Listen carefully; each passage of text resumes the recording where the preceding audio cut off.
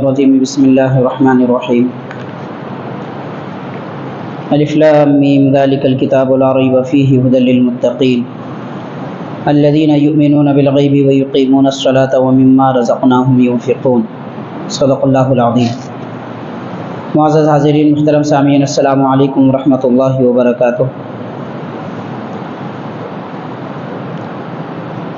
آغاز میں سورہ فاتحہ کی تفسیر کی گئی تھی، اس کے بعد سورہ فیل سے اختتام تک سورہ والناس تک تفسیر مکمل کی گئی۔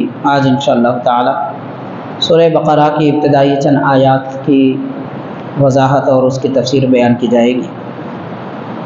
اس سورہ کا نام بقرہ رکھا گیا اور یہ مدینہ پاک میں نازل ہوئی ہے۔ بقرہ کا معنی ہوتا ہے گائے۔ اس سورہ کا نام اس لیے رکھا گیا ہے کہ اس میں بنی اسرائیل کی گائے کا ذکر ملتا ہے، یعنی حضرت یعقوب علیہ السلام کی اولاد میں جو انبیاء کرام تشریف لائے، ان میں خاص طور پر حضرت موسیٰ علیہ السلام، حضرت داؤد علیہ السلام، ان حضرات کے جو متبعین تھے ان انبیاء کرام کے، ان کو بنی اسرائیل کہا جاتا ہے۔ تو بنی اسرائیل سے کوئی خطا سرزد ہوئی تھی اور ان کا ایک مسئلہ حل کرنا تھا، تو حضرت موسیٰ علیہ السلام سے ان لوگوں نے کہا کہ ہمارا یہ مسئلہ ہے، اس کو کیسے حل کریں۔ اس کی تفصیل آگے آئے گی انشاءاللہ تعالی، ہم اس وقت وضاحت کریں گے۔ مختصر یہ کہ حضرت موسیٰ علیہ السلام نے اللہ تبارک و تعالیٰ سے گزارش کی کہ پروردگار، ان کا مسئلہ جو حل کرنا ہے اس کو کیا کیا جائے۔ رب تعالیٰ نے فرمایا کہ وہ ایک گائے ذبح کریں، اور گائے ذبح کرنے کے لیے اس کے بہت سارے شرائط بیان کیے گئے ہیں کہ گائے کیسی ہو، رنگ کیسا ہو، اور کھیتی کی ہوئی ہو یا نہ ہو، کام کاج کی ہو یا ایسے ہی بغیر کام کے رکھی گئی ہو، بہت ساری تفصیلات اس میں بیان کی گئی ہیں۔ تو بہرحال اس کا واقعہ اس سورہ میں بیان کیا گیا ہے، اس لیے اس کا نام بقرہ رکھا گیا، جس کا معنی ہوتا ہے گائے۔ حاضرین، ملک عرب میں ویسے بہت سارے جانور تو پائے جاتے ہیں، ان میں زیادہ تر مشہور اور پالتو جانوروں میں اونٹ اور بکری زیادہ ہے، وہاں پر گائے زیادہ نہیں پالی جاتی۔ البتہ عرب کے علاوہ دوسرے اس کے قرب و جوار کے ممالک میں، جیسے ملک شام ہے، یمن ہے، فلسطین ہے، تو ایسے مقامات پر گائے وغیرہ زیادہ پالی جاتی تھی۔ تو بہرحال اس سورہ میں بقرہ کا ذکر حضرت موسیٰ علیہ السلام کی قوم کے واقعے کی طرف اس میں اشارہ کیا جا رہا ہے۔ اللہ تبارک و تعالیٰ اس سورہ کا آغاز فرماتا ہے حروف مقطعات سے، الف لام میم۔ الف لام میم یہ ایسے حروف ہیں کہ ان کا معنی اللہ تعالیٰ کے سوا کوئی نہیں جانتے، اور اللہ تعالیٰ نے حضور نبی کریم صلی اللہ علیہ وسلم کو بتایا ہے۔ تو اللہ تعالیٰ اور اس کے حبیب صلی اللہ علیہ وسلم ہی ان حروف کے معنی و مطلب جانتے ہیں، باقی کسی کو اس کا قطعی علم نہیں ہے۔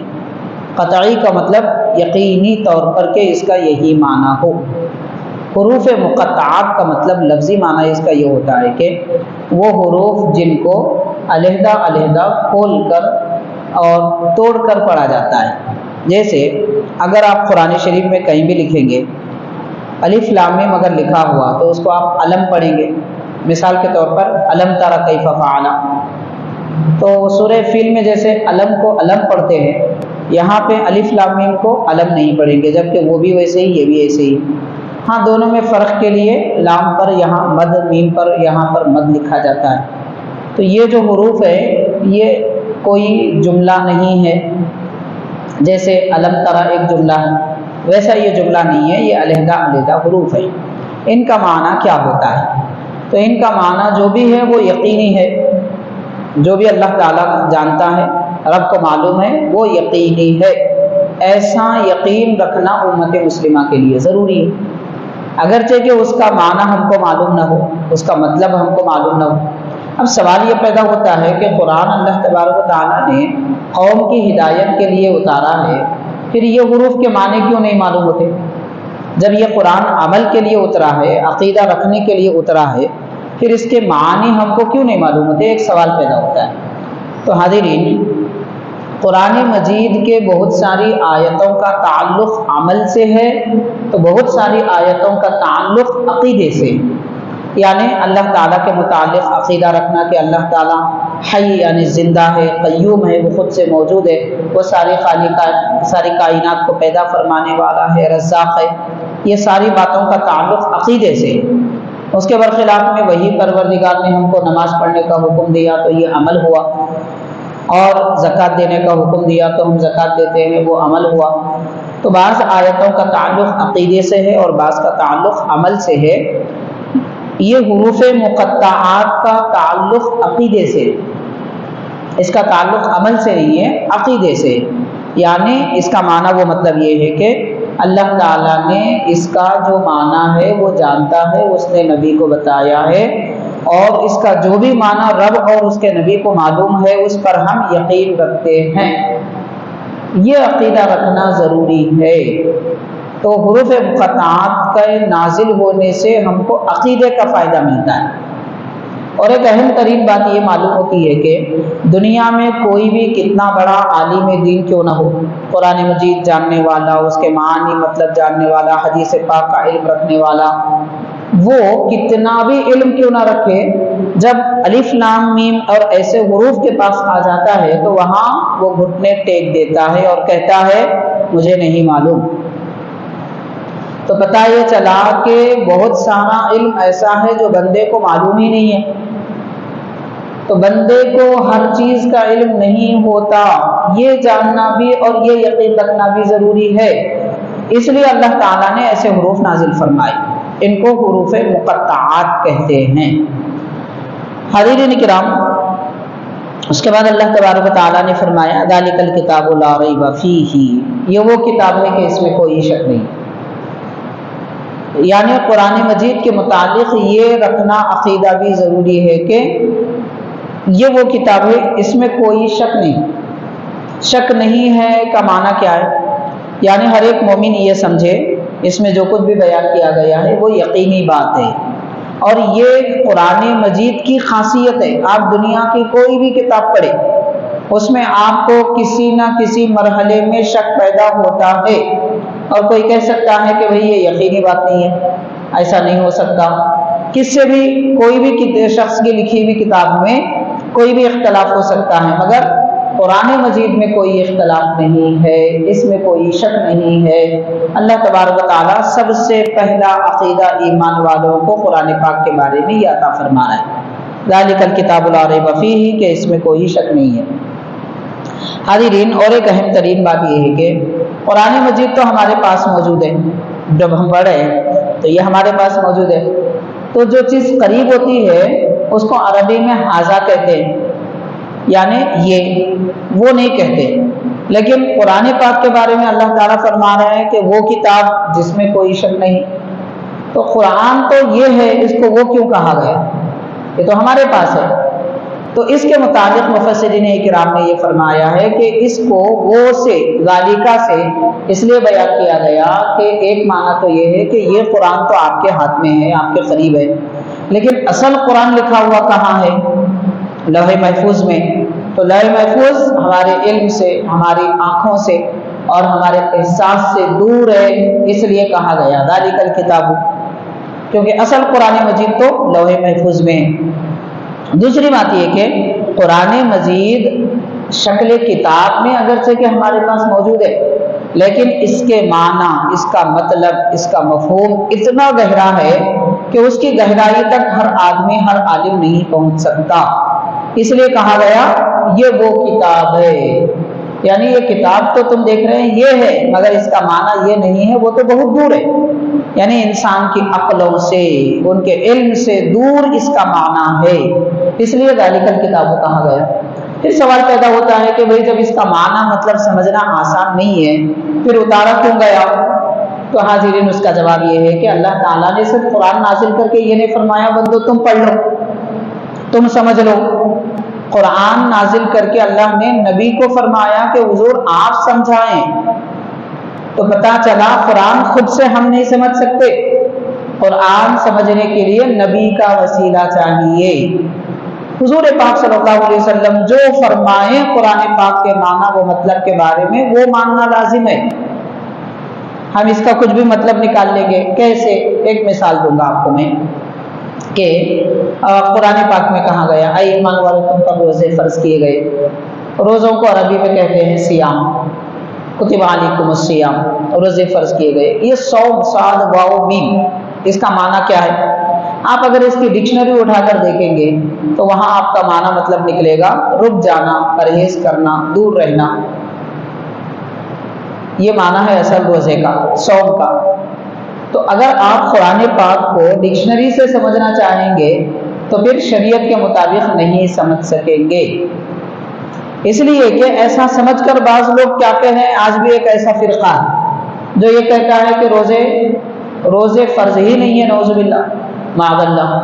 وہ کیا کہتے ہیں؟ وہ لوگ کہتے ہیں کہ روزے کا مطلب برائی سے بچنا ہے. آپ کھانے پینے سے کیوں دور رہے؟ تو مطلب قرآن کو انہوں نے اپنے سے سمجھنے کی کوشش کی، اس لیے گمراہ ہو گئے. قرآن مجید کو حضور اکرم صلی اللہ علیہ وسلم سے سمجھنا ہوگا، تب جا کر ہم قرآن کا صحیح مطلب سمجھیں گے. خود پڑھ کے آپ اپنا مطلب سمجھ لیں گے تو یہ ممکن نہیں ہے. ہاں، قرآن مجید میں پہلے زمانے کے واقعات بیان کیے گئے، نبیوں کے واقعات، حضرت آدم علیہ السلام کے واقعات، موسیٰ علیہ السلام کے واقعات. وہ واقعات پڑھ کر سمجھنا آسان ہے، مسائل سمجھنا مشکل ہے. نماز، روزہ، زکوٰۃ، حج وغیرہ کے مسائل، نکاح طلاق کے مسائل ہم قرآن پڑھ کے نہیں سمجھ سکتے جب تک کہ نبی کریم صلی اللہ علیہ وسلم نے کیا فرمایا وہ نہ جانے، وہ نہ سمجھے. تو بہرحال فرمایا ذالک الکتاب لا ریب فیہ، یہ وہ کتاب ہے کہ اس میں کوئی شک نہیں ہے. حاضرین کرام، اب بعض لوگوں کو قرآن پڑھنے کے بعد بھی شک ہوتا. قرآن تو کہہ رہا ہے کہ اس میں کوئی شک نہیں ہے، مگر بعض ایسے لوگ ہیں جو قرآن پہ اعتراض کرتے ہیں، یہ آیت ایسی ہے، وہ آیت ایسی ہے، اس میں یہ نہیں ہونا چاہیے تھا، وہ نہیں ہونا چاہیے تھا. تو حاضرین، دراصل بات کیا ہے؟ بات یہ ہے کہ قرآن میں شک نہیں ہے، پڑھنے والے کے دل میں شک ہے. شک تو اس کے دل میں آ رہا ہے، قرآن میں کہاں ہے؟ قرآن میں تو شک ہے ہی نہیں. جو پڑھ رہا ہے آدمی، اس کی کم علمی کی وجہ سے، کم عقلی کی وجہ سے شک پیدا ہو رہا ہے. اس کے دل کا شک دور کیا جا سکتا ہے، مگر قرآن میں تو کوئی شک نہیں ہے. اور کیا فرمایا؟ شک کس کو کہتے ہیں؟ عربی میں جس کو ریب کہہ رہے ہیں، ریب کا اصل معنی ہوتا ہے دل میں کوئی چیز کھٹکنا. آپ غور کیجئے، جب دل میں کوئی چیز کھٹکتی ہے تو بڑی بے چینی ہوتی ہے. شک جہاں آتا ہے وہاں پر بے چینی ہوتی ہے. اسی لیے حکیم حضرات یہ کہتے ہیں کہ شک کا علاج دنیا میں کسی کے پاس نہیں ہے. تو شک جو ہوتا ہے وہ یقین کے خلاف ہوتا ہے. اس لیے ایمان یقین کا نام ہے. مومنوں کو یقین رکھنا چاہیے قرآن مجید پر، اللہ تعالیٰ پر، اللہ کے نبی پر، اور آخرت کے تمام امور پر. اس کے بعد اللہ تعالیٰ نے فرمایا یہ کتاب ھدی للمتقین، پرہیزگاروں کے لیے ہدایت ہے. قرآن شریف پرہیزگاروں کے لیے ہدایت ہے، یعنی جو لوگ نیک ہیں، عبادت گزار ہیں، متقی ہیں، برائیوں سے بچتے ہیں، حرام سے بچتے ہیں اور پرہیزگاری اختیار کرتے ہیں، ان کے لیے ہدایت ہے. تو کیا مطلب ہے اس کا؟ اب یہاں بھی سوال پیدا ہو سکتا ہے، کیا مول صاحب قرآن مجید گناہ گاروں کے لیے ہدایت نہیں ہے کیا؟ یہ سوال پیدا ہو سکتا ہے. پرہیزگاروں کے لیے ہدایت ہے مطلب نمازیوں کے لیے قرآن سے ہدایت ملتی ہے، شرابیوں کے لیے نہیں ملے گی. تو قرآن تو ساری کائنات کے لیے ہدایت ہے. قرآن مجید میں دوسرے مقام پر اللہ تعالیٰ نے فرمایا ھدی للناس، یعنی قرآن سارے انسانیت کے لیے ہدایت ہے. ایک مقام پر جنات کا بھی ذکر آیا ہے. چونکہ دنیا میں مکلف بندے دو ہیں، انسان اور جن، اس لیے انسان اور جنات کا ذکر آیا ہے کہ قرآن ان کے لیے ہدایت ہے. سورہ جن میں اس کی ہمیں تفصیل مل جاتی ہے. تو بہرحال پرہیزگاروں کے لیے ہدایت ہے، یہاں خاص طور پر کہا گیا ہے، خاص بندوں کا ذکر کیا گیا ہے، ورنہ قرآن مجید ساری انسانیت کے لیے بھی ہدایت ہے. اسی لیے آپ دیکھیں گے کہ جو کافر ہیں، مشرک ہیں، عیسائی ہیں، یہودی ہیں، وہ قرآن مجید پڑھ پڑھ کے ہدایت پا رہے ہیں، اسلام قبول کر رہے ہیں. آج اس وقت یورپی ممالک میں سب سے زیادہ اسلام قبول کرنے والی قوم قرآن مجید پڑھ کے ہدایت پا رہی ہے. تو کیوں؟ اس لیے کہ قرآن ساری انسانیت کے لیے ہدایت ہے. اب غور کریں، قرآن جب غیروں کے لیے ہدایت کا ذریعہ ہے پھر ایمان والوں کے لیے کیا اس سے ہدایت نہیں ملے گی؟ ضرور ملے گی۔ شرط یہ ہے کہ مسلمان اس کو پڑھے، اس کو سمجھے۔ اب یہ کہ متقیوں کے لیے ہدایت کیوں کہا؟ کہ کیا صرف پرہیزگار لوگوں کے لیے ہدایت ہے؟ تو فرمایا یہ جاتا ہے کہ قرآن تو ہدایت سب کے لیے ہے، لیکن اس سے ہدایت پاتے پرہیزگار لوگ ہیں۔ کیسے؟ مثال کے طور پر سمجھ لیجئے آپ نے مسجد کے باہر گرما کی وجہ سے پانی پینے کے لیے چند گھڑے رکھے، لکھ کے لگا دیا کہ یہ پانی انسانیت کی رفاہ کے لیے ہے، فائدے کے لیے۔ تو وہ پانی فائدہ سب کو دینے والا ہے، لیکن پیتے وہی لوگ ہیں جو پیاسے۔ تو پیاسوں کے لیے اس سے پیاس بجھتی ہے، وہ فائدہ ہے، لیکن رکھا گیا تو سب کے لیے۔ فائدہ کون اٹھا رہے ہیں؟ پیاسے لوگ۔ ایسے ہی قرآن پاک کی ہدایت سب کے لیے، لیکن فائدہ اٹھانے والے پرہیزگار ہوتے ہیں، باقی لوگوں کو اس کی طرف آنے کی توجہ نہیں ہوتی۔ اس سے یہ پتا چلا کہ آدمی پرہیزگار بننا چاہے تو قرآن کے قریب ہوگا۔ وہ متقی بننا ہی نہیں چاہتا، پرہیزگار بننا ہی نہیں چاہتا، گناہوں سے بچنا ہی نہیں چاہتا، تو پھر قرآن اس کے لیے ہدایت کیسے ہوگا؟ یعنی وہ قرآن سے ہدایت نہیں پا سکے گا۔ ہدی للمتقین، پرہیزگار لوگوں کے لیے ہدایت ہے۔ متقی کس کو کہتے ہیں؟ یہ بھی ایک بڑا مسئلہ ہے۔ حاضرین، تقویٰ کا اصل معنی ہوتا ہے بچنا، پرہیز کرنا۔ جیسے بیمار اس کی بیماری کو نقصان پہنچانے والی غذاؤں سے بھی بچتا ہے۔ جیسے اگر وہ شوگر کا مریض ہو تو شکر سے بچتا ہے، بی پی کا مریض ہو تو نمک سے بچتا ہے۔ تو کوئی نہ کوئی چیز سے انسان بچتا ہے، یہ بچنے کو تقویٰ کہتے ہیں۔ تو جو حرام سے بچے، گناہ سے بچے، نافرمانی سے بچے، مکروہ عمل سے بچے، اس کو کہتے ہیں متقی۔ متقی کو متقی اس لیے بھی کہتے ہیں کہ وہ نیک عمل کر کے دوزخ سے بچتا ہے اور عذاب قبر سے بچتا ہے، اس لیے اس کو متقی کہتے ہیں۔ تو یہ قرآن ہدایت ہے متقیوں کے لیے۔ اب سوال پیدا ہوتا ہے متقی کون ہے بھائی؟ کس کو کہیں گے ہم متقی؟ تو قرآن کہتا ہے الذین یؤمنون بالغیب، متقی وہ لوگ ہیں جو غیب پر ایمان لاتے ہیں۔ غیب پر ایمان لاتے ہیں مانا جو چیز چھپی ہوئی ہے اس پر یقین رکھتے ہیں۔ کیا کیا چھپا ہوا ہے؟ حضرت سیدنا عمر رضی اللہ تعالیٰ عنہ، حضرت سیدنا ابوبکر صدیق رضی اللہ تعالیٰ عنہ سے پوچھا گیا کہ کیا آپ یہ بات مانتے ہیں کہ حضور پاک صلی اللہ علیہ وسلم کعبۃ اللہ سے بیت المقدس تشریف لے جا کر واپس آئے ایک ہی رات میں؟ تو حضرت ابوبکر صدیق رضی اللہ عنہ نے فرمایا میں تو حضور پاک صلی اللہ علیہ وسلم کا وہ حکم بھی مانتا ہوں کہ آپ نے فرمایا آسمانوں سے بھی پار اللہ تبارک و تعالیٰ اور جنت ہے، دوزخ ہے، آسمان میں چھپی ہوئی باتوں کو حضور نے بتایا تو میں مان لیا۔ یہ تو حضور زمین کی بات فرما رہے، میں کیسے نہیں مانوں؟ مانا وہ مطلب یہ ہے کہ اللہ تعالیٰ غیب ہے اور جنت غیب ہے، دوزخ غیب ہے، قبر کا عذاب بھی غیب ہے، پل صراط بھی غیب ہے، قیامت کے دن دوبارہ اٹھایا جانا غیب ہے۔ مطلب ہمارے احساس ہماری نظر سے چھپا ہوا ہے، علم سے نہیں، ہمارے علم سے چھپا ہوا نہیں ہے، ہمارے احساس سے، ہماری نظر سے چھپا ہوا ہے، کیونکہ ہم تو یقین رکھتے ہیں جنت بھی موجود ہے، دوزخ بھی موجود ہے۔ تو حضور پاک علیہ الصلوۃ والسلام نے جن غیب کی باتوں کی خبر دی ہے، اطلاع دی ہے، اس پر یقین رکھنے کا نام ایمان بالغیب ہے۔ تو پتہ چلا کہ جو لوگ پرہیزگار ہوتے ہیں وہ غیب کی باتوں کو مانتے ہیں۔ اگر کوئی کہے کہ میں سب مانوں گا مگر قبر کے میں دوبارہ اٹھنے کو نہیں مانوں گا، پل صراط کیسے ہو سکتا بھائی، بال سے باریک کوئی راستہ بنایا جائے اس پہ سے لوگ گزرے، ٹوٹے گا نہیں کیا؟ ایسے خیالات اگر آ جائے تو وہ غیب پر ایمان لانے والا نہیں ہو سکتا، وہ متقی نہیں ہو سکتا۔ تو یؤمنون بالغیب، غیب پر ایمان لانے والے ہوتے ہیں پرہیزگار، اور کیا کرتے ہیں؟ وَيُقِيمُونَ الصَّلَاةَ، نماز قائم کرتے ہیں۔ نماز قائم کرتے ہیں مطلب نماز ایسی پڑھتے ہیں کہ ان کی نماز ختم ہونے کے بعد بھی باقی رہتی ہے، اس کو کہتے ہیں قائم رہنا۔ کیسے باقی رہتی ہے؟ نماز کا ثواب باقی رہتا ہے، نماز کا اثر باقی رہتا ہے اور نماز کا فائدہ باقی رہتا ہے، اس کے دل پر، آنے والی نسلوں پر، مرنے کے بعد قبر پر اور آخرت میں بھی اس کا ثواب ملتا ہے۔ تو اس کو کہتے ہیں نماز قائم کرنا۔ تو وہ نماز قائم کرتے ہیں۔ وَمِمَّا رَزَقْنَاهُمْ يُنْفِقُونَ، اور فرمایا اللہ تعالیٰ نے متقی وہ لوگ ہیں ہم نے جو بھی انہیں دیا ہے وہ خرچ کرتے ہیں۔ ہم بات غور کرنے کی ہے، مطلب یہ کہ عام طور پر لوگ سخی کس کو کہتے ہیں؟